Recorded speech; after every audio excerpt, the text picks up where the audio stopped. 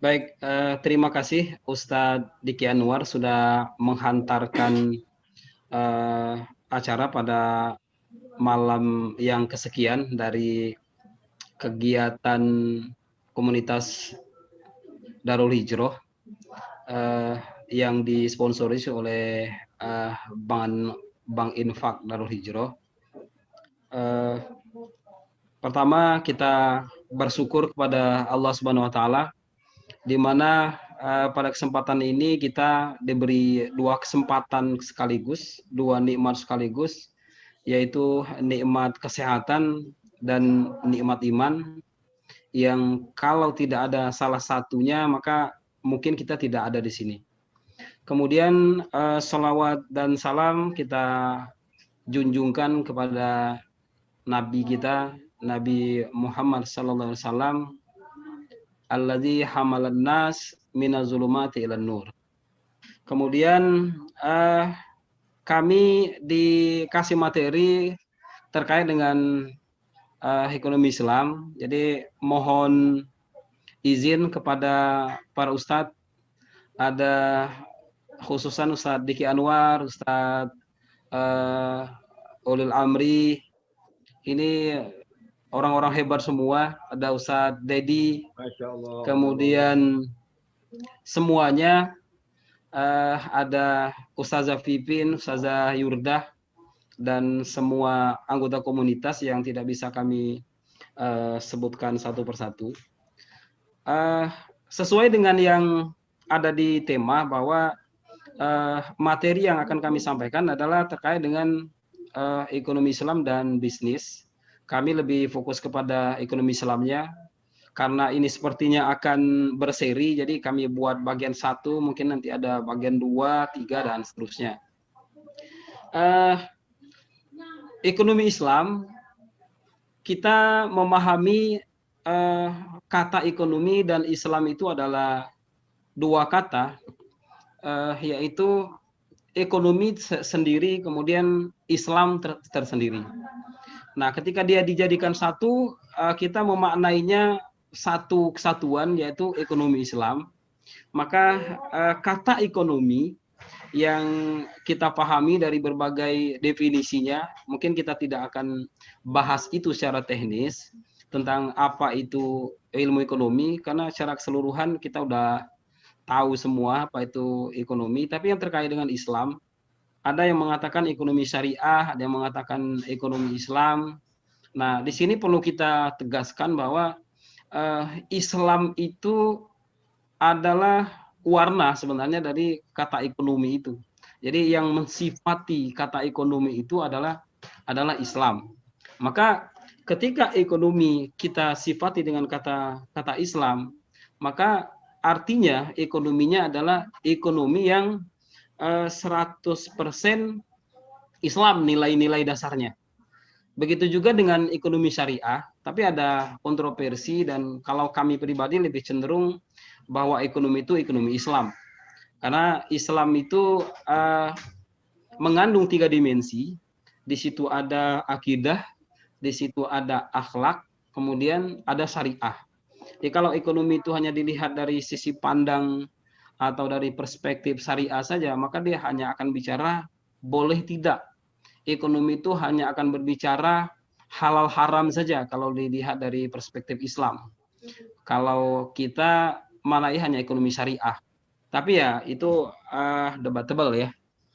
Tapi kalau kami pribadi lebih pas kepada ekonomi Islam karena di ekonomi Islam itu di materi-materi selanjutnya nanti ada kajian yang terkait dengan betapa tauhid itu penting dalam ekonomi. Akhlak itu penting di dalam ekonomi. Etika itu penting di dalam ekonomi. Moral itu penting di dalam ekonomi. Karena ekonomi yang tidak bermoral lah sebenarnya terjadi hal-hal yang tidak, malah kontraproduktif, tidak menuju kepada ar-rafahiyah atau al-falah kalau dalam tujuan ekonomi Islam itu. Malah dia kontraproduktif dengan tujuannya sendiri. Karena ada dimensi yang hilang, yaitu dimensi akhlak, kemudian ada dimensi akidah. Selanjutnya kita lebih kepada apa ekonomi Islam itu. Uh, Tentu untuk sampai kepada kesimpulan apa ekonomi Islam itu, tadi sebagai pengantar saja kita harus melihat dasar-dasar uh, baik di dalam Al-Quran dan Al-Hadis. Artinya manusia sebagai makhluk sosial itu adalah makhluk yang tidak bisa hidup sendiri. Dia harus berinteraksi dengan makhluk-makhluk yang lain. Nah, sebagai makhluk yang mempunyai kebutuhan, mempunyai keinginan, maka mau tidak mau dia harus berinteraksi dengan makhluk yang lain. Maka disitulah pentingnya ekonomi Islam yang didasari oleh nilai-nilai muamalah. Jadi muamalah itu hubungan horizontal kita dengan sesama manusia, bahkan ada etikanya, ada moralnya bukan hanya kepada manusia. Pada binatang juga ada etikanya, kemudian kepada lingkungan ada etikanya. Maka di dalam kajian fikih itu ada pengembangan-pengembangan, ada fikhul bi'ah, ada fikih yang khusus membahas lingkungan. Karena dampaknya juga lingkungan yang rusak itu karena keserakahan, dan sudah banyak kita perhatikan zuharal fasadu fil barri wal bahri bima kasabat aidin nas. Jadi sebenarnya kerusakan-kerusakan yang muncul baik di daratan, di laut itu karena keserakahan manusia. Nah, keserakahan itu berdampak kepada lingkungan. Artinya ada yang punah, ada yang rusak, ada yang mati dan lain sebagainya. Maka fikih itu berkembang. Itu artinya manusia berinteraksi. Nah, dalam interaksi itu ada aturan, ada etika, ada moral yang harus dijadikan dasar pijakan di dalam setiap aktivitas ekonominya. Nah, kalau kita runut ada Al-Quran, ada hadis, kemudian kita langsung saja ada mazhab. Nah, mazhab ini tentu tidak lepas dari pemikiran-pemikiran dari para mujahid, kalau bisa kita katakan, dalam hal ekonomi. Mereka berbeda pendapat, ya sebuah keniscayaan ya. Sepertinya juga di dalam fikih itu ada mazhab-mazhab. Ada mazhab Hanafi, ada mazhab Syafi'i, ada Hambali dan lain sebagainya, yang sebenarnya mereka belajar, mereka berijtihad, kemudian mereka menghasilkan sebuah kesimpulan, atau kalau dalam kajian akademisnya sebuah teori gitu kira-kira. Nah, itulah kemudian dijadikan acuan, masing-masing punya pengikut. Nah, bagaimana misalnya kalau tidak bermazhab? Dalam Islam juga ya tidak mesti bermazhab. Artinya kalau ada 3 mazhab dalam ekonomi Islam, apa kita harus ikut salah satunya? Tidak. Bisa jadi nanti ekonomi Islam itu muncul mazhab-mazhab baru, atau mengkombinasikan ketiganya. Itu bukan sesuatu yang mustahil, atau karena ini ilmu sosial, ilmu yang terus berkembang. Tapi tentu dasar dari ekonomi Islam itu, nah itu yang mungkin tetap harus jadi pegangan. Nah, pada kesempatan ini kita akan bicara banyak pada dasar-dasar tersebut. Nah, ada 3 mazhab kontemporer. Jadi kalau sebelum-sebelumnya itu acuannya kepada Al-Quran, Al-Hadis, kemudian ketika Nabi masih hidup, seluruh urusan termasuk masalah ekonomi langsung bertanya kepada Nabi gitu kan. Dan pada zaman khilafah juga, khilafah Abbasiyah, khilafah Umayyah, sebenarnya sampai terakhir khilafah Islam itu khilafah Utsmaniyah ya, Turki Ottoman itu praktek ekonomi Islam itu malah menjadi dasar dari seluruh praktek kegiatan ekonomi yang terjadi pada waktu itu, dan mereka mampu sejahtera dalam artian sejahtera dalam konteks, dalam perspektif Islam. kebersamaannya terjadi, terlihat, kemudian persaudaraannya, kepedulian, filantropi, sifat-sifat filantropis itu sangat jelas. Kemudian ada nilai, jadi value loaded. Islam itu value loaded. Jadi syarat akan nilai. Nah, nilai itulah yang tidak dimiliki oleh sistem-sistem yang lain. Kalaupun ada, nilai itu tidak berdasarkan kepada nilai-nilai tauhid, tidak berdasarkan kepada nilai-nilai nubuah. Nah, ini ada 3 mazhab, ada mazhab Bakir al-Sadr, dipelopori oleh nama beliau sendiri, itu ada bukunya, ya mungkin kita sudah banyak yang baca buku beliau, Iqtisaduna, Iqtisad itu ya ekonomi itu. Kemudian mazhab mainstream dipelopori oleh 3 orang, ada M.A. Manan, ada juga bukunya Teori-Teori Ekonomi Islam, kemudian M. Umir Caprah, juga bukunya banyak. Kemudian Najatullah Siddiqi, ada Nejatullah Siddiqi, ada Najatullah. Kalau dalam bahasa Arab enggak Nejatullah, Najatullah Siddiqi. Kemudian ada yang terakhir itu mazhab alternatif kritis, dipelopori oleh Timur Quran, itu ketua jurusan ekonomi University of Southern California. Nah, 3 mazhab ini ada pertama mazhab Bakir al-Sadr, kemudian ya seperti mazhab-mazhab dalam ekonomi konvensional lah gitu ya. Jadi munculnya mazhab yang kedua tidak terlepas dari pemikiran-pemikiran mazhab yang kedua. Nah, apalagi yang ketiga, mazhab alternatif kritis ini sangat diilhami oleh 2 mazhab pendahulunya. Jadi kita akan coba bahas ya mazhab-mazhab ini karena sebagai dasar dari sistem ekonomi Islam itu, nanti di situ kita akan sampai kepada definisi dari ekonomi Islam itu, kemudian apa benang merahnya dengan definisi sistem ekonomi yang lain. Jadi mazhab Bakir al-Sadr, pokok-pokok pikirannya, antara ilmu ekonomi dan Islam tidak bisa sejalan. Nah, ini beliau memisahkan. Kalau kita lihat di situ agak sekuler juga Bakir al-Sadr ini. Jadi memisahkan antara agama dan dunia gitu kan. Nah, ekonomi itu di dalam beberapa hadis disebutkan tidak bisa kita pisahkan. Jadi man arada dunia fa'alaihi bil ilmi. Jadi siapa yang mau mendapatkan kehidupan dunia yang lebih baik, maka dia harus pakai ilmu. Ilmu apapun yang terkait dengan dunia. Kemudian waman aradal akhirah, yang mau kehidupan akhirat, maka dia juga harus fa'alaihi bil ilmi. Nah, bahkan lebih jelas lagi, waman aradahuma fa'alaihi bil ilmi. Maka siapa yang menginginkan keduanya, artinya hidup dunia dan kehidupan akhirat, maka dia harus punya ilmunya.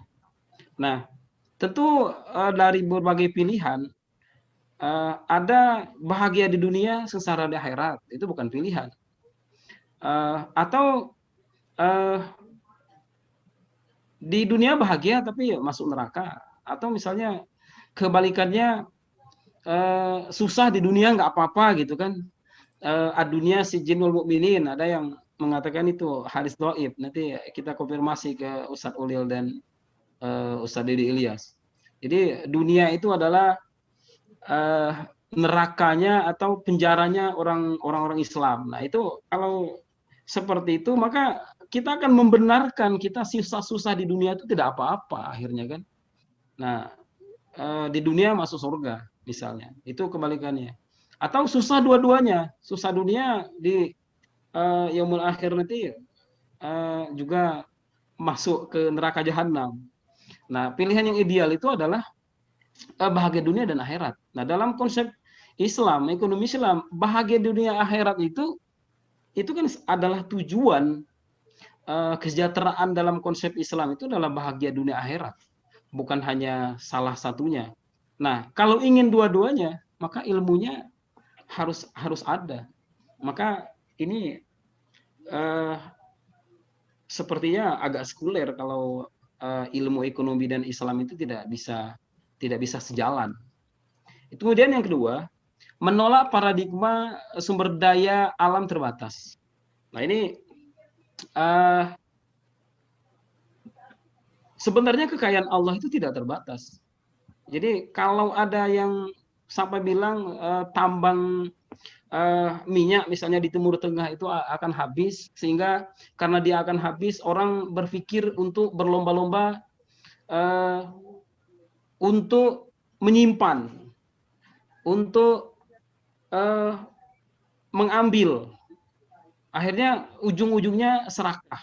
Di mana ada sumber minyak mau diambil. Itu tidak terlepas karena berpikir sumber daya alam itu terbatas dan akan habis. Memang kalau kita nalar dengan akal kita secara rasional, akal kita ya memang habis karena dia berkurang habis.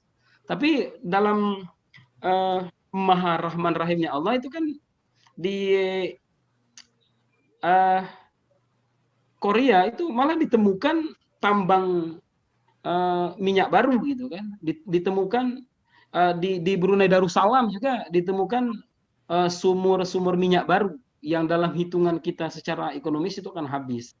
Maka sumber daya alam yang terbatas itu juga menjadi pertanyaan kita juga untuk mazhab Bakir al-Sadr. Kemudian kebutuhan manusia tak terbatas. Kalau kita sudah sampai di sini, kita akan berbicara need dan want. Jadi kita akan berbicara keinginan dan kebutuhan. Sebenarnya keinginan dan kebutuhan itu bukan versus berhadap-hadapan face to face. Ada kalanya manusia itu kebutuhan dan keinginannya itu sejalan.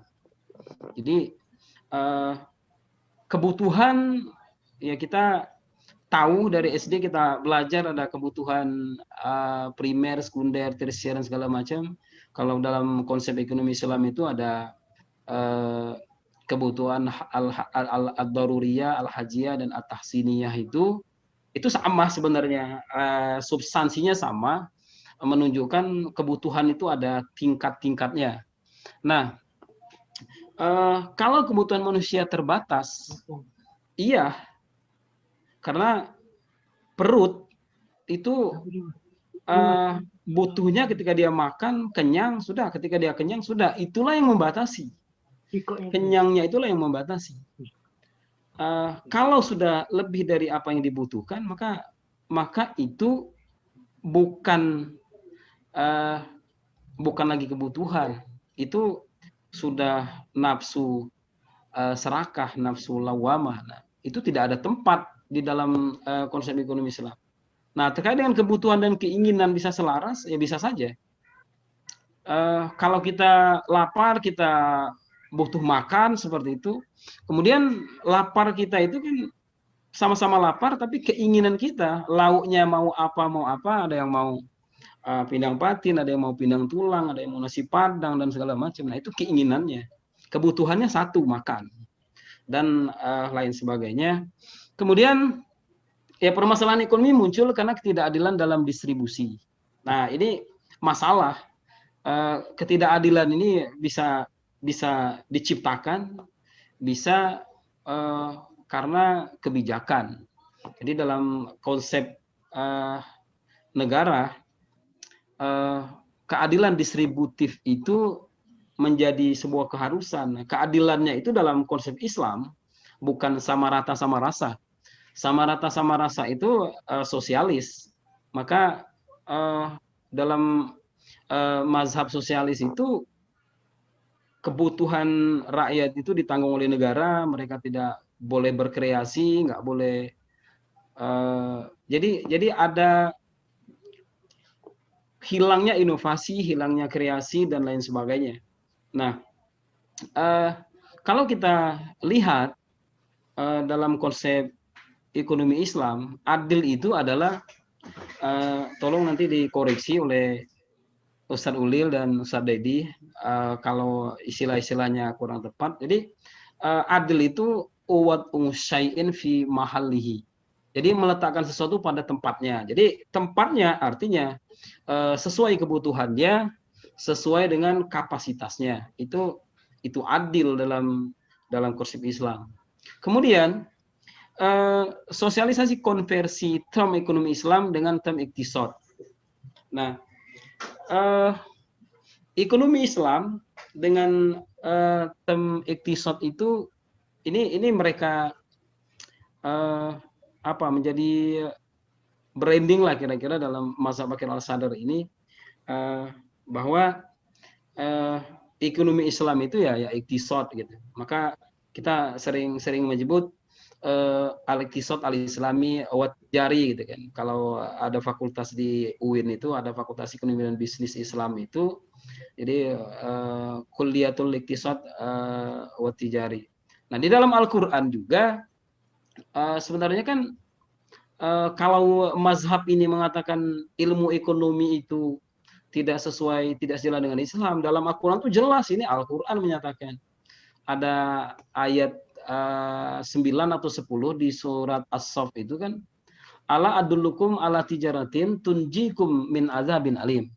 Jadi wahai ya ayyuhallazina amanu, jadi wahai orang-orang yang beriman, maukah engkau aku tunjukkan sebuah bentuk perniagaan, sebuah bentuk jual beli, sebuah bentuk bisnis yang tunjikum min azabin alim, yang menyelamatkan kamu dari azab yang pedih.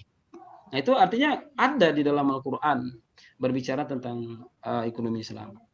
Kemudian kesimpulan akhirnya mazhab ini adalah menolak seluruh gagasan teori ekonomi konvensional. Jadi kalau dosen saya di Unair dulu sempat mengatakan seluruh teori-teori ekonomi konvensional itu teori-teori kafir gitu kan. Maka dia setiap mengajar bawa Al-Quran. Jadi pokoknya dasar-dasar ekonomi itu dia bukakan di Al-Quran. Dia nggak mau lagi merujuk satupun kepada teori-teori Adam Smith, ke teori-teori Samuelson dan segala macam itu tidak mau lagi.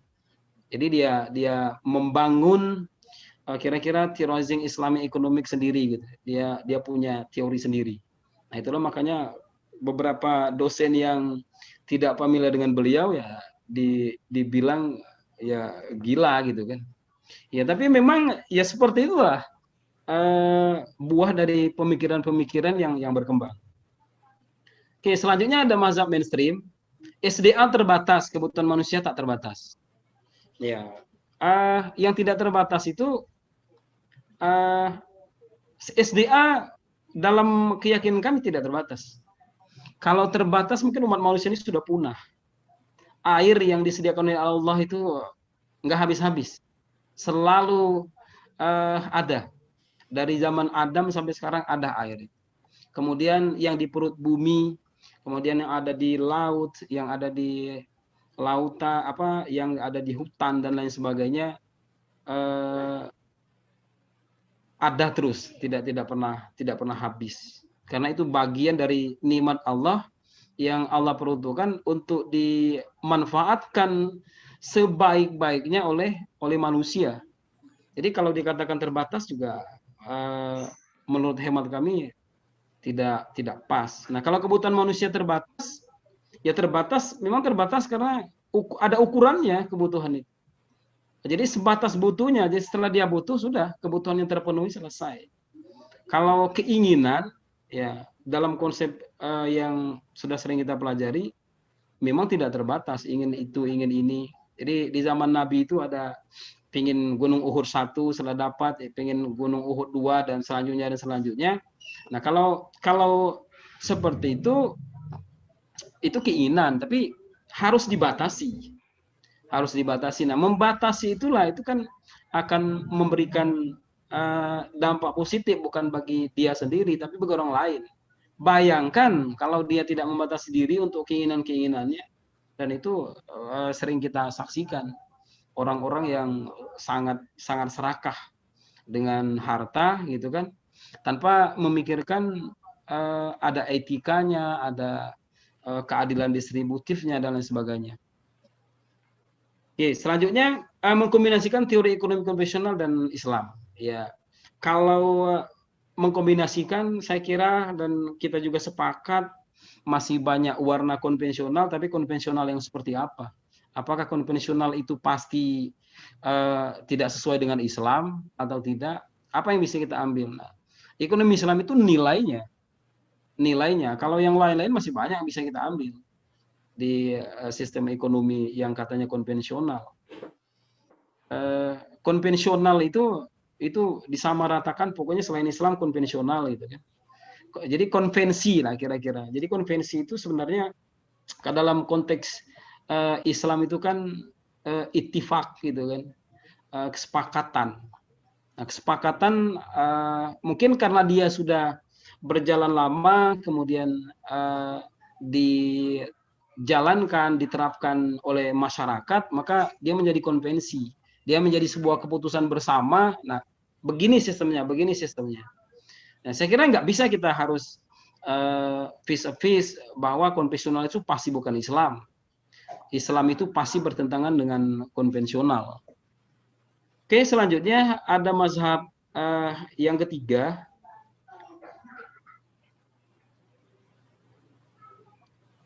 Ini mazhab alternatif kritis. Nah, ini mazhab ini lahir dari pergulatan dua mazhab yang sebelumnya. Pokok-pokoknya ya analisis kritis bukan hanya pada sistem konvensional. Jadi kemudian yang ketiga itu ekonomi Islam juga harus dianalisa, dikritisi. Jadi mazhab alternatif kritis ini mengkritisi kedua-duanya. Nah, apa buah kritiknya? Intinya adalah ketika di dalam sistem ekonomi Islam, karena itu ijtihadi menurut dia. Jadi ijtihadi itu kan hasil manusia.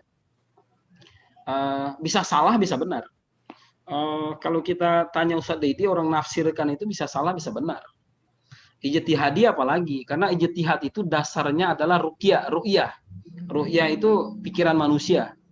Bisa salah, bisa salah. Nah, jadi kedua-duanya harus dikritisi. Kemudian gagasan ekonomi Islam yang baru dari mazhab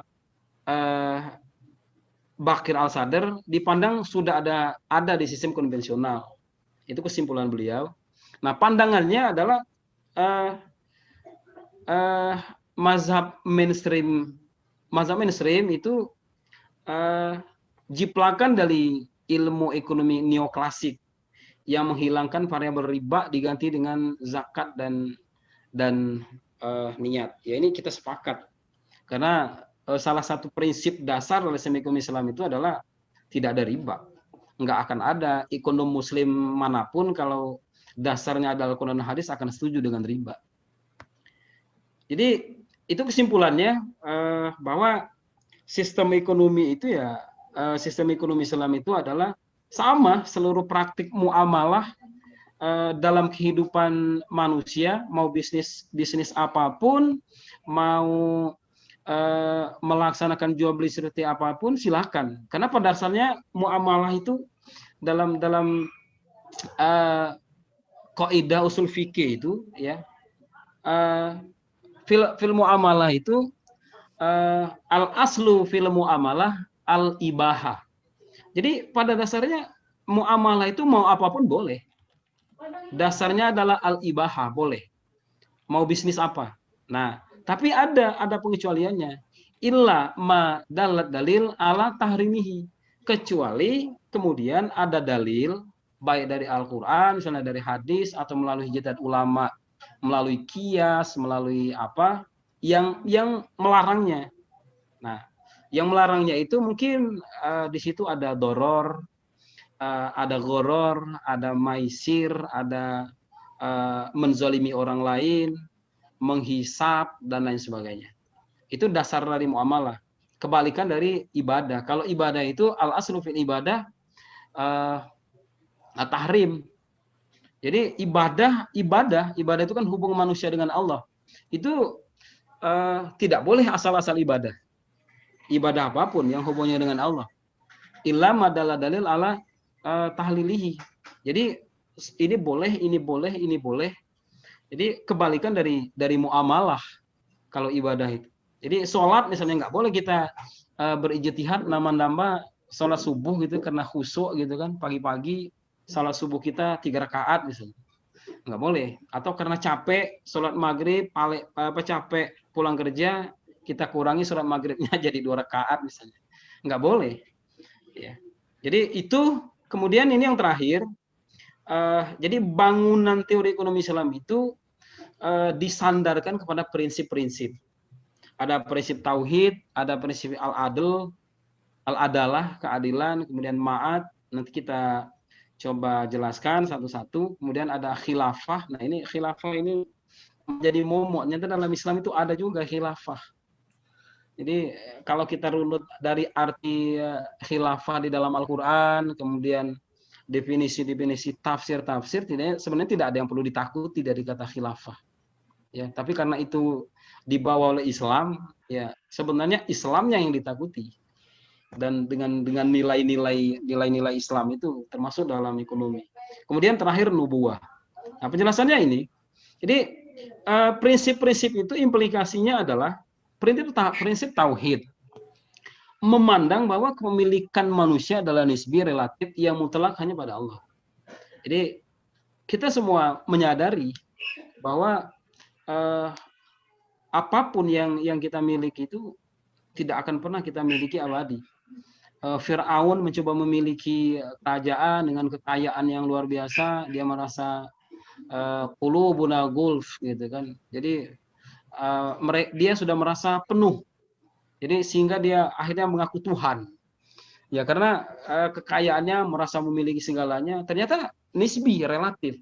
Dia hancur hanya ketika menyeberangi Laut Merah gitu kan, mengejar rombongan Nabi Musa, dia hancur hanya oleh air gitu kan. Begitu juga Raja Namrus di zaman Nabi Ibrahim, hanya mati oleh seekor nyamuk. Jadi betapa manusia itu ya, wamal hayatud dunya illa laibun walahun. Jadi laibun walahun ya nisbi, itu relatif itu. Jangankan kekayaan itu, manusianya saja lemah, sangat lemah, ya, sangat lemah, tidak punya kekuatan apapun. Maka kita selalu menyampaikan wala haula wala quwata illa billah itu kan, ya memang benar itu. Kekuatan mutlak itu ada pada Allah. Kemudian yang selanjutnya dari prinsip tauhid itu, aktivitas ekonomi diorientasikan pada tujuan ibadah. Ya, jelas bahwa seluruh aktivitas ekonomi kita bukan hanya semata-mata untuk kehidupan. Setelah kehidupan kita bisa mendapatkan seluruh maisha, mendapatkan hasil dari bisnis, dari jual beli, dari apapun, pertanyaan kita selanjutnya adalah what next? Apa selanjutnya? Harta itu apa? Ternyata harta itu wasilah. Jadi ada ulama Mesir terkenal mengatakan, antum tastagiluna bil wasilah wa tansaunal ghaya. Jadi kita kebanyakan lebih disibukkan oleh wasilah. Wasilah itu salah satunya ya harta itu tadi. Watan saunal ghaya. Kita lupa tujuan. Tujuan sebenarnya kita adalah ridho Allah. Nah, bagaimana ketika harta yang begitu banyak kita dapatkan tidak dengan ridho Allah, kita kelola dengan tidak mendapatkan ridho Allah, kita alokasikan dengan tidak ridho Allah. Maka ada hadis yang mengatakan harta itu ya adalah al-malu kaifa tusiba. Bagaimana didapatkan? Itu menjadi syarat. Jadi halal haram itu menjadi ukuran dari harta yang didapatkan. Kemudian yang kedua setelah didapatkan, kaifa tunfiq, kaifa tunfiqo, bagaimana diinfakkan, bagaimana dibelanjakan gitu. Itu dua-duanya akan ditanya. Bagaimana harta itu didapatkan, bagaimana harta itu dibelanjakan. Dapatnya baik-baik tapi dibelanjakan untuk yang tidak baik, maka harta itu tidak menjadi wasilah kita untuk mendapatkan ridha Allah. Kemudian yang selanjutnya kebalikannya, dapatnya dengan cara jual sabu-sabu misalnya kita pakai untuk bangun masjid, juga nggak ada keberkahan di situ. Tidak menghantarkan kita kepada ridho Allah. Nah, yang lebih buruk lagi, dua-duanya buruk. Dapat dari jual sabu-sabu dipakai untuk berjudi. Nah, jadi dapatnya buruk, hasilnya buruk. Jadi yang paling ideal itu adalah dapatnya dengan cara yang halal, digunakan dengan cara yang halal. Nah, di dalam ayat Al-Quran tadi kan lanjutannya tunjikum min azabin alim itu di situ disebutkan tu'minu nabillah, beriman kepada Allah. Jadi orang yang beriman kepada Allah pasti membelanjakan hartanya dengan cara yang baik. Kemudian watujahiduna bi anfusikum wa amwalikum. Jadi berjihad dengan diri kamu dan dengan harta kamu. Jelas, orientasinya jelas ibadah. Kemudian Ustaz, waktu kita habis, Ustaz. Ya, ini nanti insya Allah minggu depan ini kita lanjutkan, Ustaz. Oke, siap, Ustaz. Ini ada ya mungkin satu pertemuan lagi. Satu pertemuan lagi. Siap. Minggu depan insya Allah kita lanjutkan. Sorry, sudah kita punya waktu 5 menit Ustaz, untuk tanya jawab ini.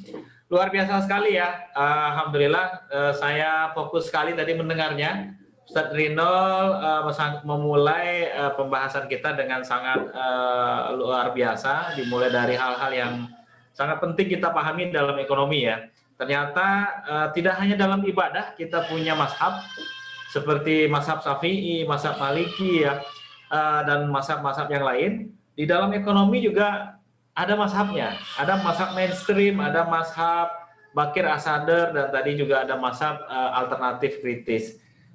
Kemudian juga Ustaz Rinal tadi membahas tentang prinsip-prinsip dalam Islam ya, seperti al-adl, kemudian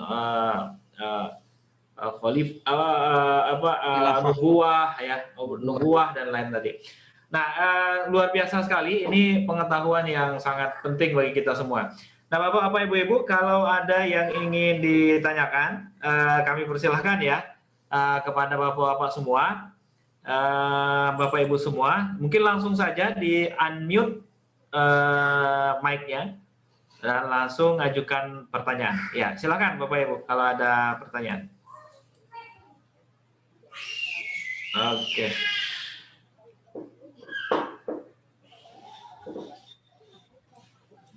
Ada Pak Dahirin, Valia, Siti, Rahma, Adelanina, Siti Aminah. Oke, baik Bapak Ibu, ada yang mau ditanyakan?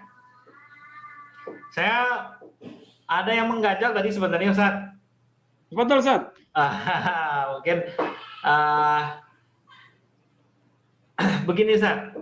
Kalau tadi itu sebenarnya menarik ya, antara mainstream dengan Bakir Asader ya. Seakan-akan mereka bertolak belakang gitu ya. Betul, Ustaz. Nah, kalau yang terjadi sekarang ini, Ustaz, yang kita alami nih di Indonesia lah, khususnya di dunia secara umum, itu kira-kira mazhab siapa lah ya yang kira-kira cocok, Ustaz, dengan kondisi zaman sekarang ini, Ustaz. Nah, itu saya memikirnya kayaknya kalau terlalu kita langsung ngambil dari Al-Quran, hadis gitu ya, istilah kita benar-benar membangun tatanan baru, merekonstruksi. Mendekonstruksi. Ya, itu gimana, Ustaz, pandangannya, Ustaz? Monggo, Ustaz, silakan, Ustaz. Oke, terima kasih Ustaz. Ustaz saya juga sebenarnya, Ustaz Deki ini saya banyak belajar dari beliau tentang ekonomi Islam. Mungkin kita butuh mazhab baru, Ustaz. Mazhab baru ya. Jadi kalau kita langsung seperti yang ya salah satu, sebenarnya beliau termasuk penggiat dari ekonomi Islam ya. Yang dosen kami yang di Unair, mungkin beberapa dosen kita sempat ketemu, Pak Rusdi sempat ketemu, kemudian dosen-dosen UIN, Pak Saroni juga sempat ketemu dengan beliau. Memang beliau ekstrim gitu kan. Ya karena saya sudah kafir puluhan tahun katanya. Nah, jadi dia memposisikan ketika dia belajar ilmu ekonomi yang sebelum ketemu ekonomi Islam itu kafir semua. Nah, makanya tadi saya sempat sampaikan tidak bisa kita mengatakan bahwa semua yang katakanlah konvensional itu semuanya pasti salah dan yang ada pada kita itu benar. Tidak bisa.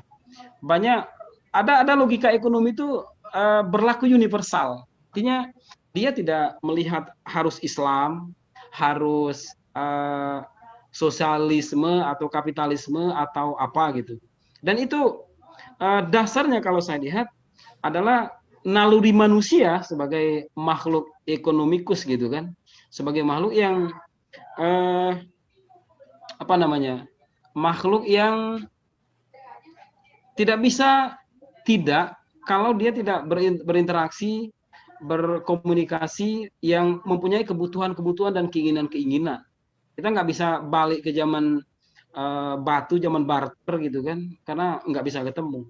Nah, maka terlalu ekstrim juga susah. Susahnya gini, kalau kita memperjuangkan suatu ekonomi Islam misalnya, kita tahu ada, ini kita analogikan saja, ada HTI. HTI itu mengusung khilafah.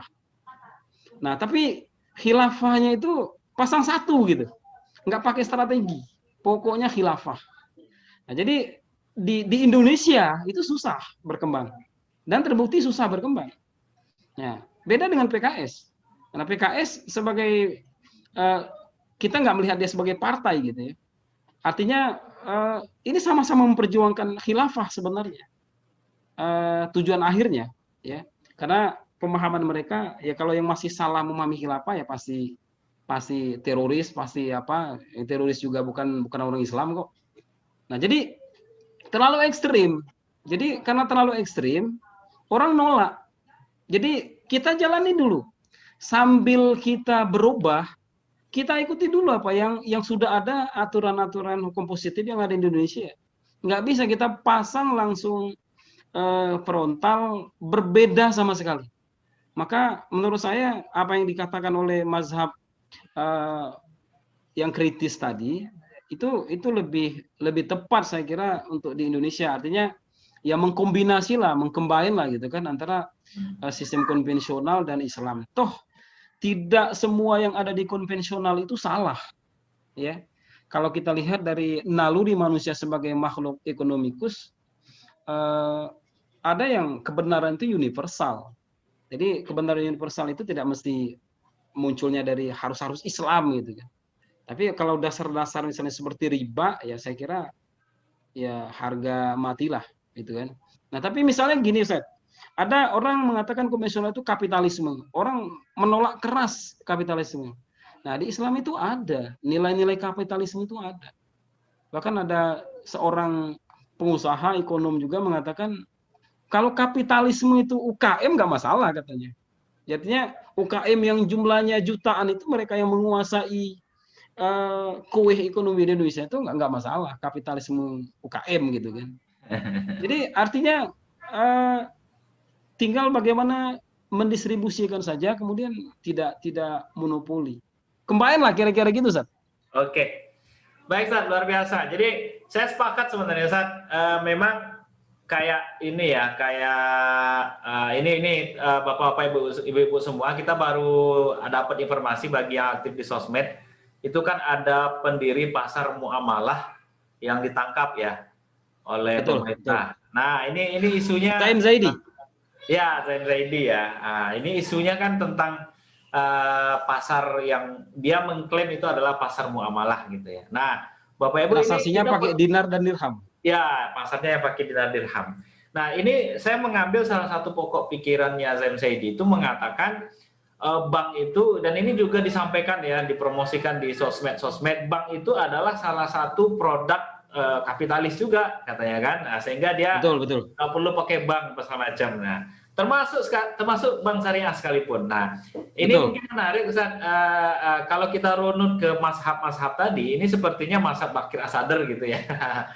Langsung Al-Quran Sunnah gitu ya. Nah, jadi memang Bapak Ibu, Islam itu ternyata beraneka ragam ya pendapat-pendapatnya. Yang penting kita harus punya dasar untuk kita memilih seperti apa ya. Silahkan. Intinya kalau kawan-kawan tidak sepakat pakai bank, ya jangan dijelekkan lah bank syariah gitu ya. Ya silakanlah dengan pahamnya tidak pakai bank syariah. Cuman jangan di istilahnya kalau mau hidupkan lampu kita jangan matikan lampu orang lain. Nah kira-kira kayak gitu Ustaz ya. Kalau mau pakai mazhab Syafi'i jangan jelekkan lah mazhab Hambali gitu kan. Nah ini sebuah, menurut saya sebuah kenyataan yang memang kita nggak bisa hindari ya, perbedaan ya itu sudah sunatullah lah, perbedaan pendapat dan segala macam. Saya rasa itu mungkin intinya Ustaz ya. Iya Ustaz. Ya baik, Bapak Ibu, ini karena waktu sudah habis, sebenarnya saya ingin banyak bertanya lagi nih dengan Ustaz Ridwan Sumatri karena pembahasannya luar biasa menarik sekali. Tadi beliau juga menyinggung masalah distribusi ya. Karena menurut Pak Kir Asadar tadi masalah umat ini sebenarnya masalah ekonomi itu sebenarnya distribusi. Kenapa distribusi? Karena kan sumber daya itu sudah banyak ya, tidak terbatas. Tapi hanya dikuasai oleh beberapa orang saja. Sehingga ada orang kelaparan, ada orang miskin, ada orang nggak makan. Padahal kan Allah nggak mungkin menciptakan manusia 7 miliar, makanannya hanya untuk 3 miliar orang, kan nggak mungkin gitu ya. Berarti Allah zalim, nggak mungkin Allah zalim. Nah, kenapa ada orang lapar? Itu menurut Pak Kir Asadar tadi salah satunya karena faktor distribusi tadi. Nah ini banyak yang ingin saya diskusi sebenarnya saya tanya dengan Ustadz kita. Mudah-mudahan minggu depan Ustadz masih bersedia Ustadz ya, Ustadz Rinal ya. Siap Ustadz. Siap, Oke, lanjutan kita yang tadi Ustadz. Luar biasa. Selama masih diizinkan Ibu Direktur siap Ustadz. Baik, Bapak Ibu, waktu kita sudah habis. Alhamdulillah. Terima kasih kami ucapkan kepada Ustadz Ridwan Sumatri. Sama-sama. Mudah-mudahan menjadi amal jariah bagi beliau, menjadi amal soleh bagi kita semua yang hadir dalam majelis ilmu pada malam hari ini. Demikian Bapak Ibu, terima kasih kepada peserta. Sama-sama kita tutup pertemuan kita ini, kajian kita pada malam hari ini dengan membaca lafaz hamdalah. Alhamdulillahirabbil alamin.